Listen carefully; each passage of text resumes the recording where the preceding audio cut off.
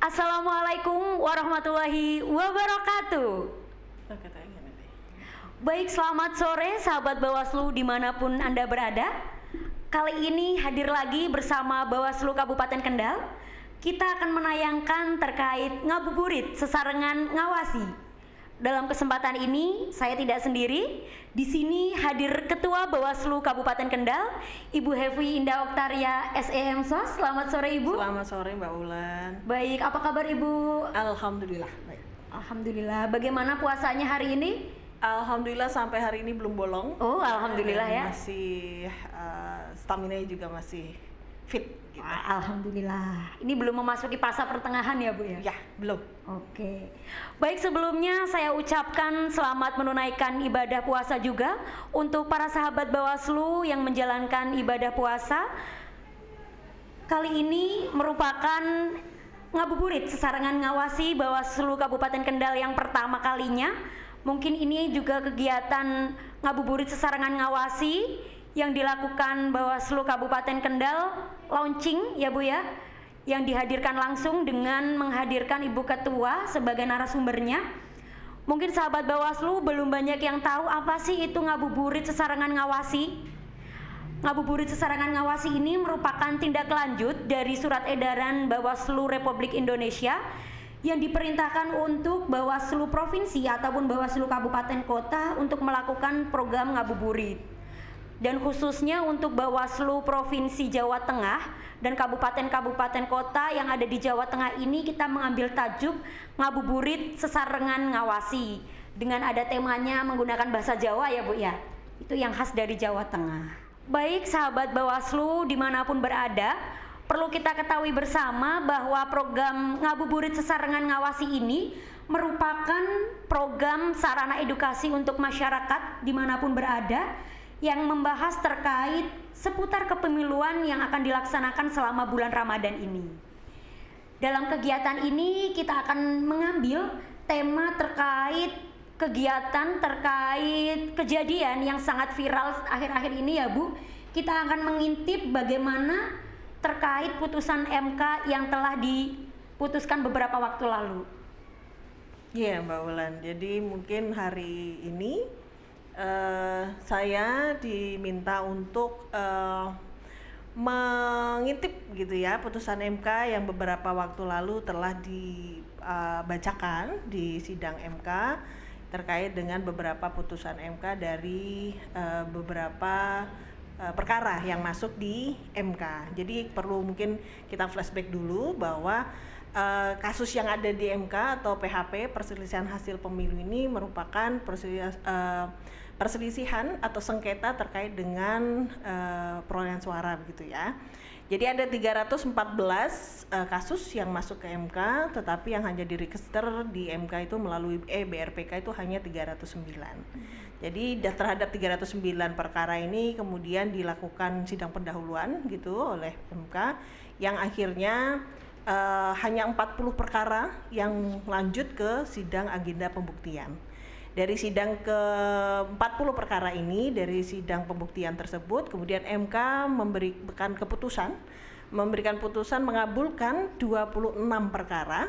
Kemudian itu terdiri dari satu perkara terkait dengan putusan rekapitulasi ulang, kemudian satu perkara terkait dengan perbaikan penulisan SK, dan yang paling ini yang biasanya kemarin beberapa hari yang lalu itu menjadi perbincangan publik terkait dengan PSU. Jadi ada 24 perkara yang diputus oleh MK untuk melakukan PSU di daerah masing-masing begitu.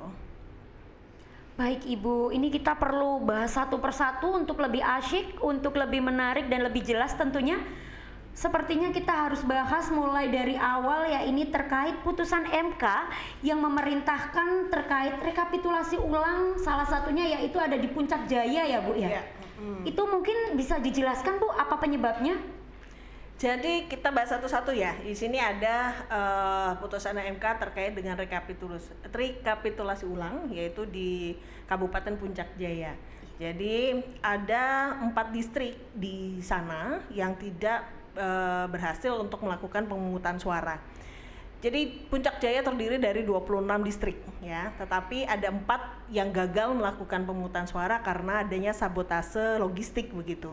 Nah, dalam proses rekapitulasi itu ada hal yang tidak lazim, yaitu keputusan yang dikeluarkan oleh Kabupaten Puncak Jaya, KOP-nya itu memakai Puncak Jaya, tetapi yang bertanda tangan adalah anggota Provinsi Papua Tengah begitu, sehingga ditelusuri oleh MK bahwa didapatkan bukti bahwa 4 distrik tersebut tidak berhasil melakukan pemungutan suara karena ada sabotase logistik, sehingga MK kemudian menilai tidak memungkinkan dilakukan PSU di 4 distrik tersebut karena alasan keamanan, sehingga MK mengambil keputusan hanya memberikan putusan perintah kepada KPU merekapitulasi ulang gitu perolehan suara, penghitungan suara hanya di 22 distrik ya, meninggalkan 4 distrik lainnya yang tadinya gagal melakukan pemungutan suara. Itu sebabnya.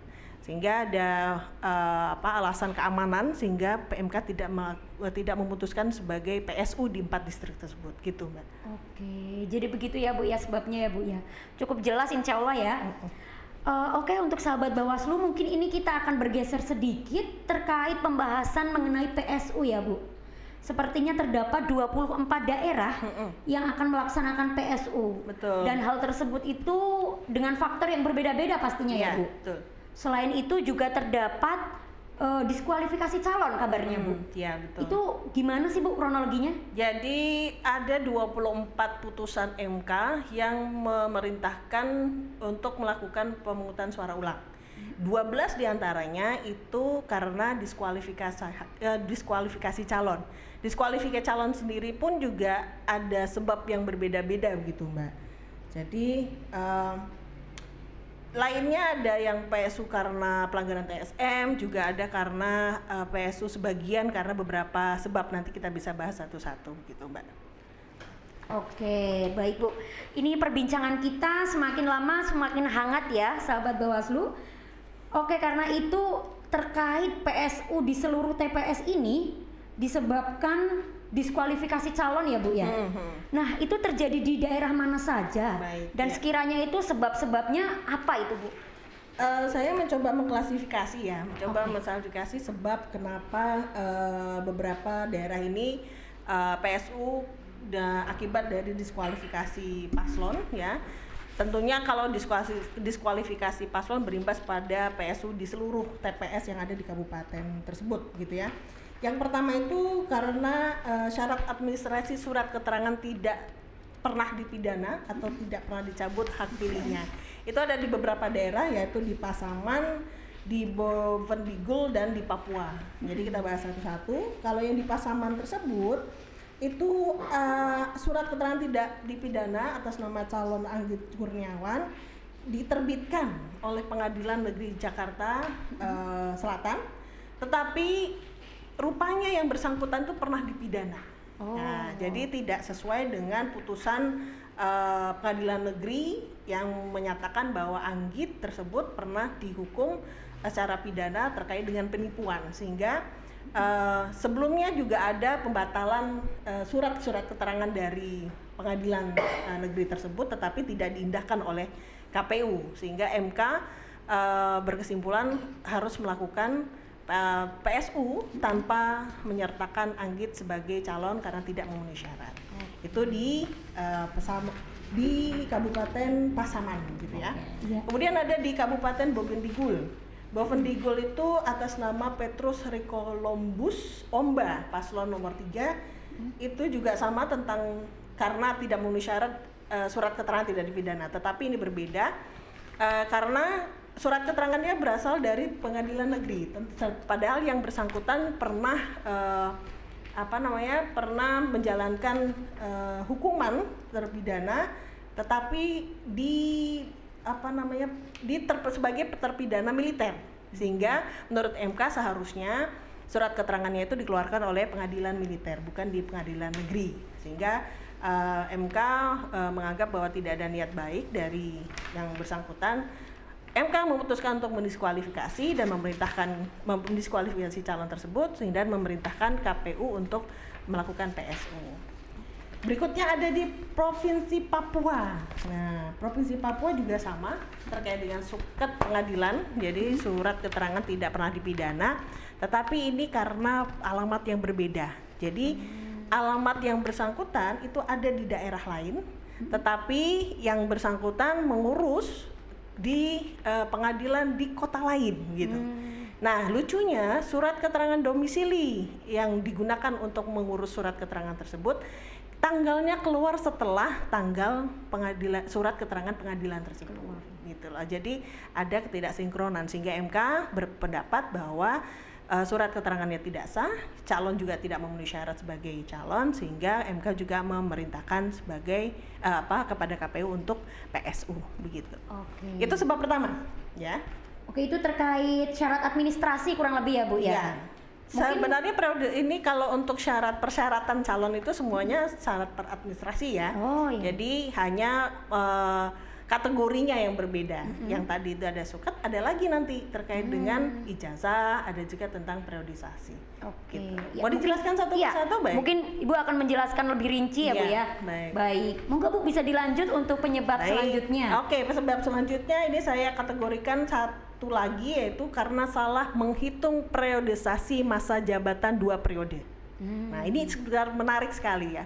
Jadi sebenarnya ini sangat menarik bagi kita sebagai penyelenggara untuk menerjemahkan masa jabatan periodisasi calon gitu ya. Sudah 2 periode atau belum nih gitu kan. Jadi kalau kita melihat dari putusan MK, masa jabatan menurut MK itu dituangkan MK dulu pernah nih menjadi JR ya. Jadi MK diminta untuk mengkoreksi masa jabatan itu seperti apa penerjemahannya. Jadi MK mengeluarkan putusan nomor 67 tahun 2020 dan putusan nomor 2 di 2023. Yang intinya bahwa masa jabatan yang dihitung 1 periode itu tidak melihat bahwa yang bersangkutan itu definitif atau PJ. Jadi masa jabatan dihitung 1 periode penuh jika kepala daerah telah menjabat setengah atau lebih dari masa jabatannya, baik secara definitif maupun sebagai pejabat sementara. Nah, ini sebenarnya penerjemahan dari dua periode jabatan menurut MK. Tapi ada juga yang berpedoman bahwa pada di pasal 162 di Undang-Undang Pilkada itu menyatakan bahwa ayat 1 maupun ayat 2 ya, ayat 1 untuk gubernur dan wakil gubernur, ayat 2 itu untuk bupati dan wakil bupati serta wali kota dan wakil wali kota. Menyatakan bahwa wakil gubernur dan wakil gubernur tentang masa periode ya, periodisasi memegang jabatan selama 5 tahun terhitung sejak tanggal pelantikan dan sesudahnya dapat dipilih kembali dalam jabatan yang sama hanya untuk 1 kali jabatan. Jadi penghitungan di pasal 162 ini itu dihitung di masa pelantikan ya, sejak dia dilantik begitu ya. Tetapi menurut MK tidak. MK berpendapat pasal 162 ini adalah periodisasi dalam keadaan normal. Jadi dia tidak putus di tengah jalan gitu loh. Tidak tersandung di tengah jalan. Jadi MK menerjemahkan pasal 162 ini dalam kondisi normal. Nah, ini yang kemudian menjadi penghitungan yang sedikit membingungkan mungkin bagi KPU dalam menerjemahkan periodisasi untuk pasangan calon bupati, wakil bupati, gubernur dan wakil gubernur dan wali kota dan wakil wali kota. Jadi ada 4 kabupaten yang kemudian tersandung diskualifikasi calon karena periodisasi. Itu di Kabupaten Tasikmalaya, KPU-nya cuma menganggap bahwa itu masih 1 periode karena dia menghitungnya sejak pelantikan, tetapi MK menganggap itu sudah 2 periode sehingga didiskualifikasi. PSU untuk mengganti partai politik diminta untuk mengganti paslon yang didiskualifikasi dan dilanjutkan dengan verifikasi calon, kampanye, kemudian pemungutan suara PSU. Kemudian ada di Kutai Kutai Kartanegara dan Bengkulu Selatan juga kasusnya sama. Jadi KPU menganggap bahwa yang bersangkutan itu belum 2 periode, tetapi bagi MK karena putusan MK tadi bahwa masa periodisasi itu tidak hanya sejak dilantik, tetapi sejak dia menjabat sebagai PLT. Jadi PLT, PJ gitu kan, jadi dia sudah dihitung sebagai 1 periode. Jadi sehingga MK beranggapan bahwa itu menjadi 2 periode. Yang berbeda itu ada di Kabupaten Empat Lawang. Ya, itu ada KPU mendiskualifikasi atau men-TMS-kan, ya. Jadi KPU men-TMS-kan calon atas nama Budi Antoni Aljufri, ya. Menganggap bahwa sudah 2 periode, tetapi bagi MK itu belum menjadi belum ikut masuk ke 1 periode pertama, karena dia menggantikan menggantikan yang paslon yang bupati yang terjerat hukum gitu. Jadi dia menggantikan, tetapi MK menganggap bahwa itu belum 1 periode, sehingga memerintahkan KPU ya, KPU-nya untuk mengikut sertakan yang tadinya di TMS-kan KPU Budi Antoni itu, kemudian mengikut sertakan kembali untuk mengikuti PSU gitu. Oke, itu yang terkait periodisasi ya Bu. Iya, ada lagi untuk selanjutnya ada lagi apa Bu? Ada lagi diskualifikasi ini, karena diskualifikasi calon itu sangat berimbas untuk PSU seluruhnya ya, sehingga itu menjadi isu yang menjadi sedikit kalau sekarang bahasanya pemborosan anggaran terkait dengan pelaksanaan pemungutan suara. Lainnya itu terkait dengan keabsahan ijazah. Nah itu ada 2 kabupaten yang diskualifikasi calonnya oleh MK karena pendidikan minimal SMA. Yang pertama ada di Kabupaten Pesawaran, itu paslon nomor 1 atas nama Aris Sandi. Dia memberikan dokumen surat keterangan paketan atau kesetaraan SMA itu kepada KPU. Dasar dikeluarkannya oleh Dinas Kependidikan itu adalah surat keterangan hilang. Ya, jadi dia mengajukan surat kehilangan hilang sebagai dasar untuk mengeluarkan surat keterangan kesetaraan, surat penggantinya, gitu kan. Nah, dalam sidang MK kemudian terkuak fakta bahwa yang bersangkutan sudah pernah 2 kali melakukan atau mengajukan surat pengganti. Nah, kemudian terbukti juga di persidangan bahwa dokumen tersebut yang dikeluarkan tidak sah.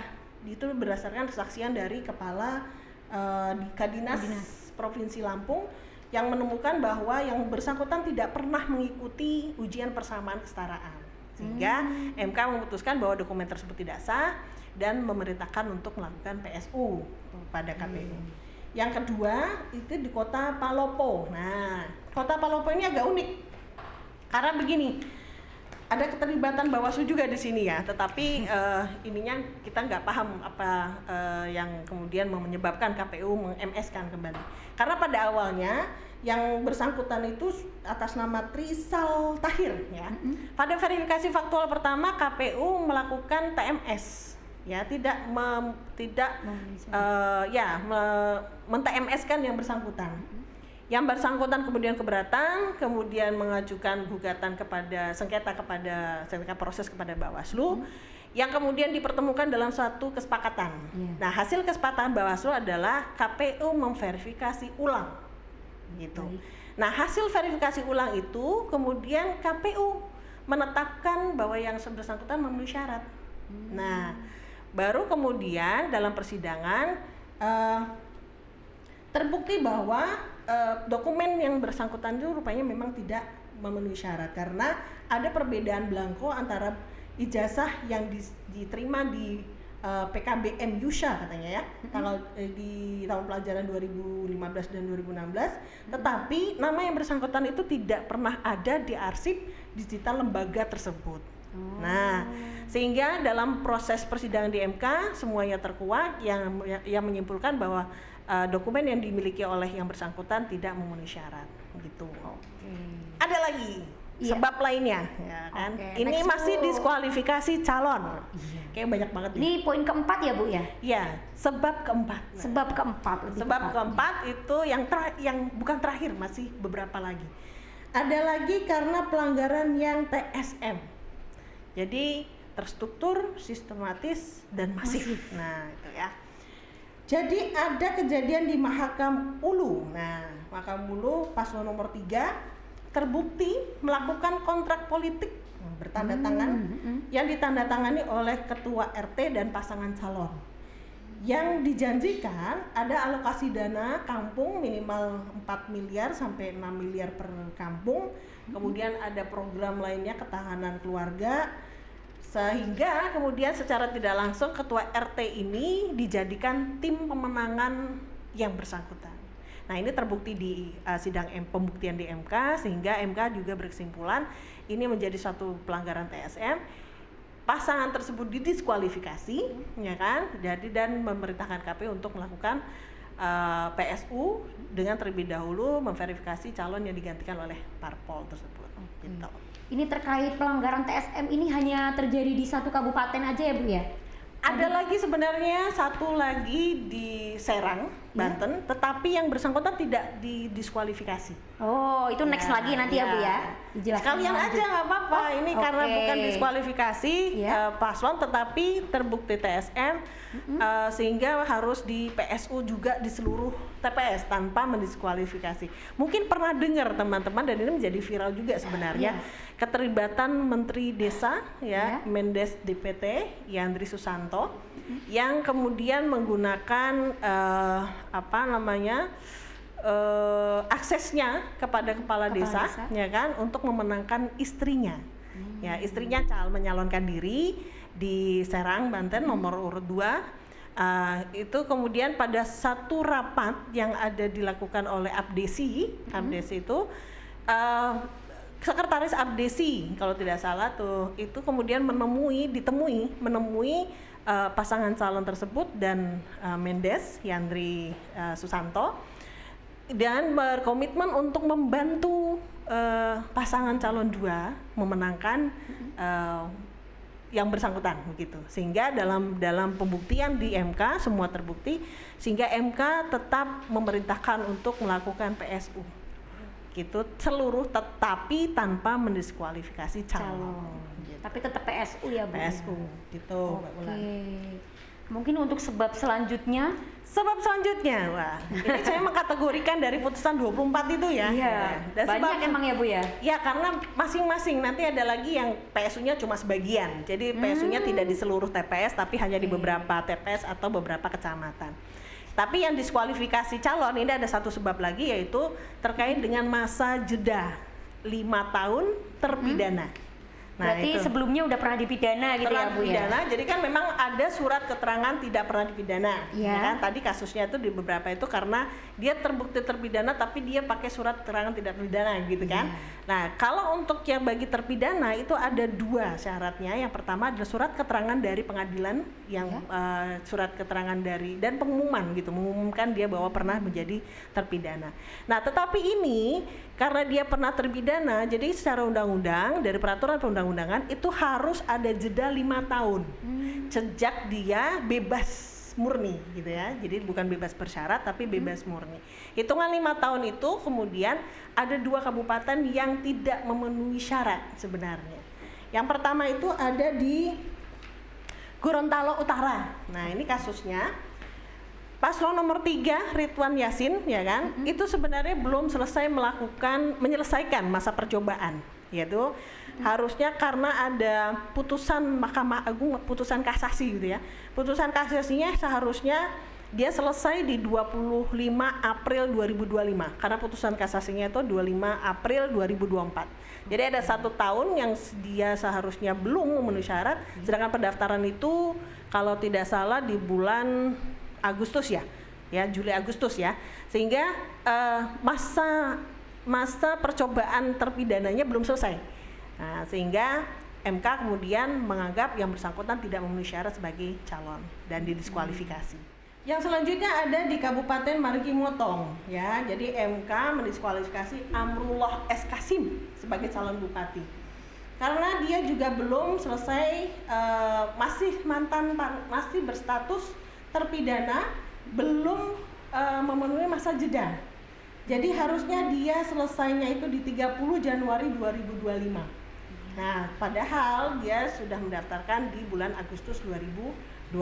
Sehingga yang ini agak sedikit ini ya, kita perlu bahas begini. Di kasus Marigi Motong ini yang bersangkutan awalnya sudah di TMS-kan oleh KPU. Kemudian yang bersangkutan mengajukan sengketa ke Bawaslu, ditolak, kemudian naik ke PT Tun. Di PT Tun yang bersangkutan dikabulkan. Ya, syarat ini dikabulkan sehingga PT Tun memerintahkan KPU untuk menetapkan yang bersangkutan sebagai calon. Nah, ini kalau kita telaah bersama ya. Jadi akhirnya di MK terbukti bahwa yang bersangkutan tidak memenuhi syarat. Sedangkan KPU mau tidak mau secara undang-undang harus menindaklanjuti putusan PT Tun. Ya kan? Ini kayak buah si malakama gitu ya. Jadi KPU, jadi kalau kita cermati bahwa di peraturan perundang-undangan yang bisa mengajukan sengketa itu adalah peserta pemilu, ya kan? KPU tidak bisa. Nah, sehingga ketika misalnya KPU hari ini diperintah oleh PT Tun sebagai tindak lanjut putusan PT Tun, mau nggak mau harus mengabulkan, menindaklanjutinya. Padahal awalnya KPU itu men-TMS-kan, ya kan? Tapi KPU tidak bisa naik ke MA, tidak bisa naik ke PT Tun apabila kemudian dirasa bahwa putusan itu tidak sesuai dengan peraturan perundang-undangan, gitu kan? Nah, sehingga ini mungkin menjadi kajian juga yang nanti ketika misalnya ada perubahan undang-undang, bagaimana status ketika yang KPU merasa benar dalam proses peraturan perundang-undangannya, gitu ya. KPU, Bawaslu menolak, men-TMS-kan, tapi PT Tun kemudian mengkabulkan. Mau tidak mau harus ditindaklanjuti oleh KPU, tetapi akhirnya di MK terbukti bahwa yang bersangkutan tidak memenuhi syarat, akibatnya adalah PSU, ya kan? Nah, sehingga ini masih ada celah hukum yang kemudian perlu nanti diperbaiki, begitu kan? Nah, yang akhirnya MK memutuskan bahwa yang bersangkutan tidak memenuhi syarat, dilakukan PSU, kemudian mendiskualifikasi calon tersebut. Nah, ini ya, jadi ada dua sisi yang kemudian perlu kita perbaiki ke depannya, bagaimana status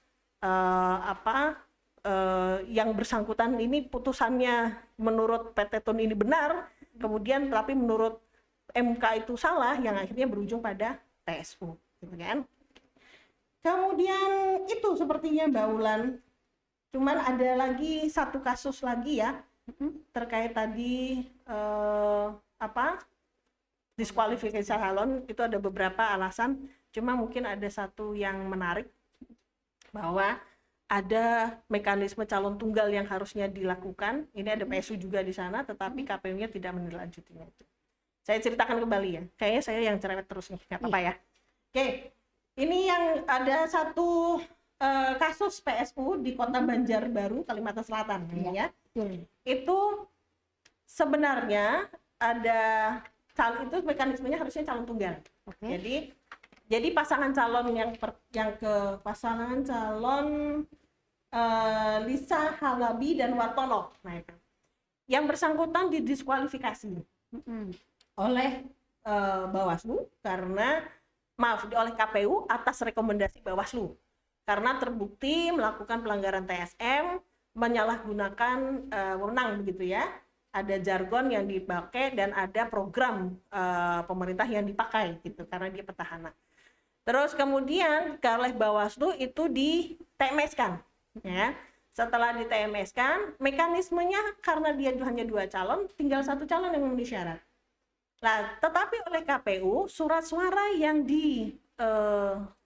disiapkan untuk pemungutan suara itu tetap 2 pasangan calon. Yang seharusnya dia pasangan calon yang satunya dan kolom kosong, gitu kan? Dengan alasan bahwa terbatasnya waktu untuk melakukan melakukan percetakan untuk pemungutan suara. Sehingga surat suara yang diberikan kepada pemilih itu tetap dua calon gitu. Paslon 1, paslon 2. Paslon 1 dan paslon 2. Nah, terhadap paslon 2 yang TMS ini, ketika dicoblos oleh pemilih, itu perlakuan oleh KPU itu dikategorikan sebagai surat suara tidak sah. Sehingga jumlah surat suara tidak sahnya di sana banyak dan melebihi paslon satunya.